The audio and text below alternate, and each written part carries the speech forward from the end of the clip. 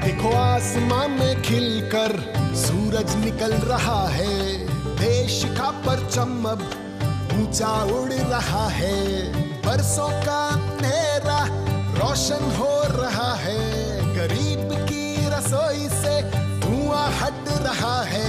मेरा देश, मेरा देश, मेरा देश, मेरा देश बदल रहा है, आगे बढ़ रहा है।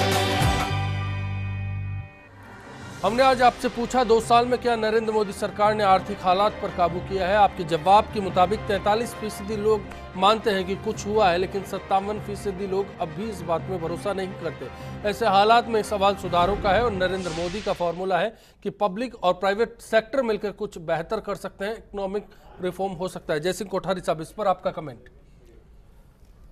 पब्लिक प्राइवेट वाला फॉर्मूला भी जो आज की तारीख में है, करीब करीब बहुत ज़्यादा सक्सेसफुल होने के चांसेस इसलिए नहीं है कि एक तो हमारी जो लैंड की प्राइस ऐसी है कि कोई भी काम करो तो वो आपके उसको वेंचर को सक्सेसफुल होने ही नहीं देती। आप जब तक उसकी तोड़ हमारे पास में नहीं है, सरकार कोई बहुत अच्छी मिनिमम लीज रेंट पे कोई जगह दे, कुछ दे, कोई अल्टरनेट निकाले और केवल ये ऐसा इतने % किसान मंजूर होंगे, वो उसके बाद राजी होंगे तब ये करेंगे, ये इससे कभी भी कोई आप प्रोजेक्ट कोई लगने वाला नहीं है। जी राजेश कोठारी साहब, आप कुछ कहना चाह रहे थे? मैं कह रहा हूँ इसी पर कि पब्लिक प्राइवेट पार्टनरशिप एक जुमला हो गया है। नाम प्राइवेट का है, पैसा पब्लिक का है। वो NH8 ले लीजिए, वो जयपुर की रिंग रोड ले लीजिए, वो इंटरनेशनल एयरपोर्ट ले लीजिए, फ्रेट कॉरिडोर हमारे सामने, कुछ भी ले लीजिए आप। पैसा किसका है? सार्वजनिक बैंकों का पैसा लगा उसके अंदर, वो पैसा मेरा पैसा है। सिर्फ सरकार ने अपनी जिम्मेदारी से बचने के लिए कुछ चेहरे पहचान कर उनको पैसा दे दिया है और नतीजा अपना प्रॉफिट हुआ, खिसक गए और पैसा आज तक आउटस्टैंडिंग खड़ा हुआ है। सो पब्लिक प्राइवेट पार्टनरशिप के अंदर जो प्राइवेट पार्टी है उसको अगर रेगुलेट नहीं करेंगे तो एक कोई किंगफिशर यहाँ वहाँ आपको हर जगह मिल जाएगा। आपको राजीव अरोड़ा साहब, ऐसे हालात में क्या उम्मीद की जानी चाहिए? फिलहाल आपकी क्या उम्मीद है, किस निगाह से देखते हैं सरकार को?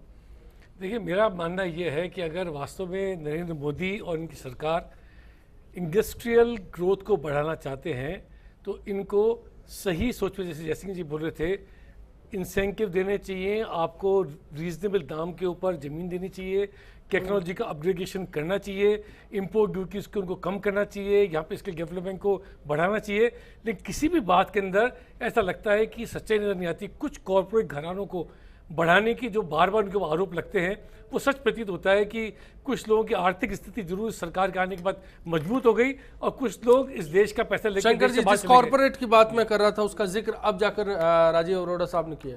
देखिए, एक्चुअली क्या है कि ये जो जितने रिफॉर्म्स की बात कर रहे हैं, पहले भी बात हुई थी हमारी कि जितने रिफॉर्म्स की बात कर रहे हैं, ये जो टैक्स कम करने की या ज़्यादा करने की, ये सरकार ने GST के ऊपर छोड़ा हुआ था, इसीलिए 2 साल से रिफॉर्म्स हुए नहीं कि भाई ये GST आएगा तो ये सारी चीज़ें उसमें समा जाएगी, केवल इनकम टैक्स बचेगा तो उसके अंदर जो भी कोई छोटे मोटे चेंज करने डायरेक्ट टैक्स कोड के थ्रू कर लेंगे। पर दुर्भाग्य से ये कहो या कुछ भी कहो, ये GST आ नहीं पाया। अब GST जब आएगा तो ये बहुत सारी चीज़ें तो उसमें समा जाएगी और ठीक हो जाएगी।